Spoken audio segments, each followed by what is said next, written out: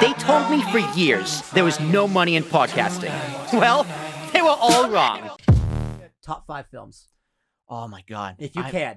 Mine changes all the time. Mine but changes all. I think I always change the 5th one, and like maybe the order of the top 4. Yeah. But I got mine. I can give you my top. I can give you my definitive number 1, and then the other 4 are probably just like random. Like Fine, it's go in for the it. top 4. Oh, your top 5 right now then. We'll be more Okay. specific. All right. So number 1 is Saving Private Ryan. It's always been that. I love that movie. It's to in death. and out of my top 5. Yeah, so number 2 would probably be The Godfather. Okay, in and out of my top 5. Yep. Number 3 would be The Dark Knight. Ooh, okay. Heath Right Ledger. now, yeah. Let's see what else would be in there. I think number 4 would be. This always fluctuates, but I think Argo would be in there. Argo? I love Argo, dude. I love that movie to death. Okay. Yeah, Interesting yeah, choice. Yeah, Argo's in my top 5. I love that movie. And then number 5 probably have to be Good Will Hunting. Another great choice. I just Another great it's choice. one of the greatest. It's definitely one of the greatest scripts of all time. That's Definitely. a top 5 Yeah, script of big all fan time. of Ben Affleck over there. I love, dude. I have to say, I'm a huge Ben Affleck fan. Especially as a director and a filmmaker, I love what he does. And I know he's had trouble in the past, and he's made crap movies in the past. But Argo was his comeback. Argo was his comeback in The Town too. The Town is an underrated film of his. Came out in 2010.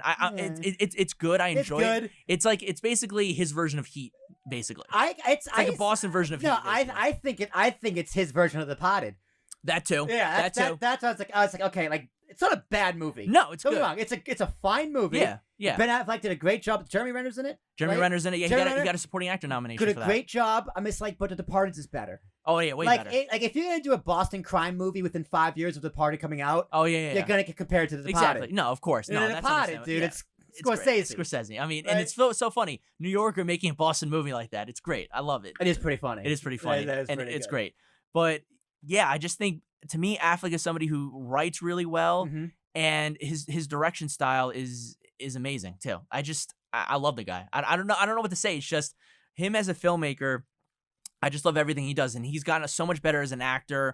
The Way Back, The Last Duel, so good in those movies, and I'm excited to see what he does. He's got a lot of cool stuff kind of lined up. He's doing a movie with Matt Damon right now. It's about kind of Nike and them recruiting Jordan back in the 90s at the time. That's interesting. Yeah, so him and Damon are starring in it. I think they're writing it, and I think he's directing it. All right, you need Michael B. Jordan to play Michael Jordan, right? You have to, Right? Have to. I mean, 100%. come on. I mean, he's not only a great actor. He has to use the B for a reason. Oh, absolutely. You know what I mean? Exactly. Like, You got to do. You got to gotta use distinguish the yourself. B. Absolutely, you got to distinguish yourself somehow in some kind of a way. He's got to play Jordan in a biopic. Like even if it's that or in a biopic, he's got to be the guy. It's that or Jordan's gonna play himself.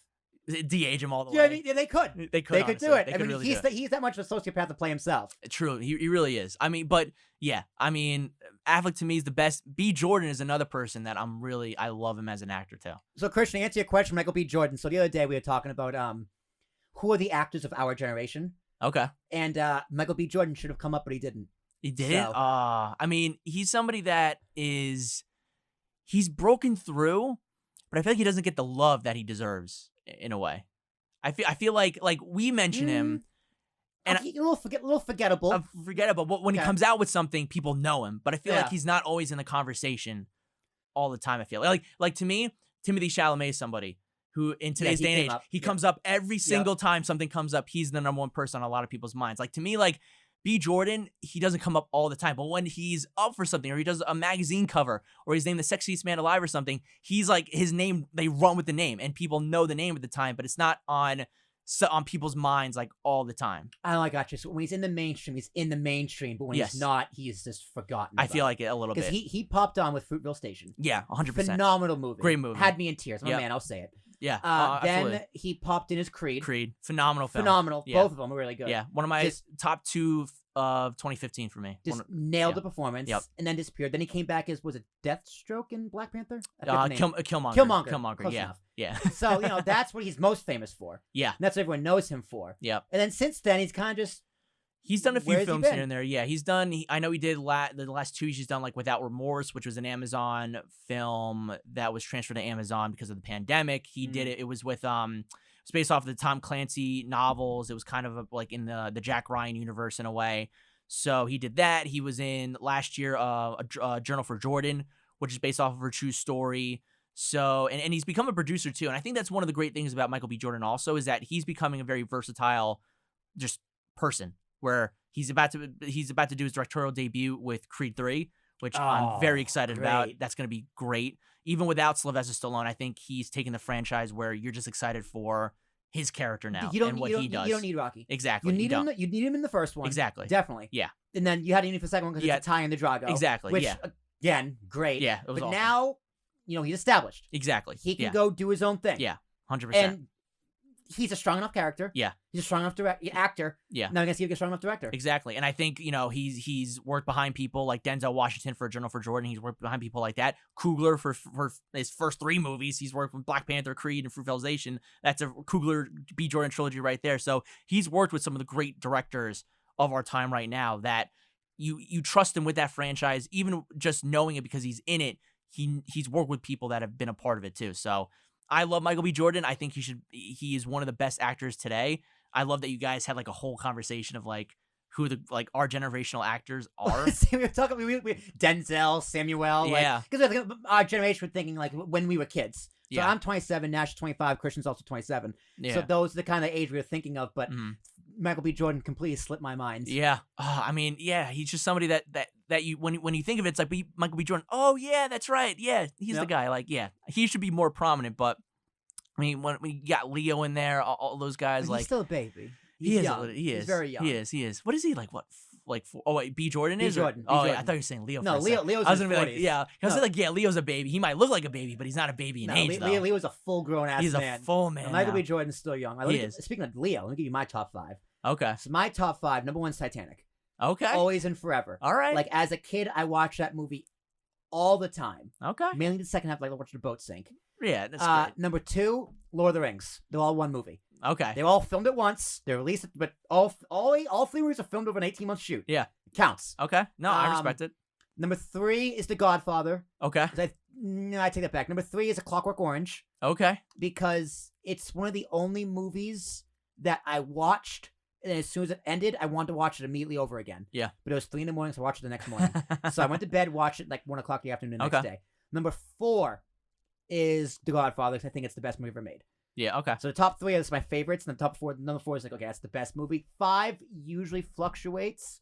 I think for right now, I'm gonna go Saving Private Ryan Okay. because it is the best war movie ever made, hands down. That opening shot with D-Day, It's remarkable. it's terrifying. Yeah. Yeah. It's absolutely terrifying. I remember my dad was telling me the story of, I think he was at a theater when it happened, but I think he also heard a bunch of stories also where people that were in there that watched just that 27-minute segment or however long it is, that D-Day segment, they left the theater because of the surround sound and it was too real. It was too real. And Yeah. I think people that maybe were war veterans at the time that watched Yep. it got PTSD. So that's just the kind of filmmaker Spielberg is. He's my favorite director of all time. So Me it's too. just whenever I watch that, like there's certain movies like Godfather, like Saving Private Ryan, or any of our films that are our favorites of all time, where if it's on TV, you just gotta watch it. Like you could be wanting to watch something else, Yeah. but when it's on, you just put the remote down and you just watch it. Yeah. It's just like you're just into it. You know what happens, but it's so good. Good Will Hunting's one of those movies. Yes. And The Mummy.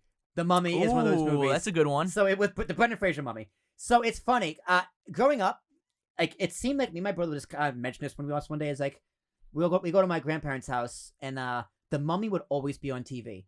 Always. Oh, really? Only Wow. like whenever we're at her house, it was always on TV. Okay. And one day we're just like, hey, Will, you know, it's like that every time I hear The Mummy's on, you know what? You know what? I was just thinking the same thing. And when it's on, we always watch it.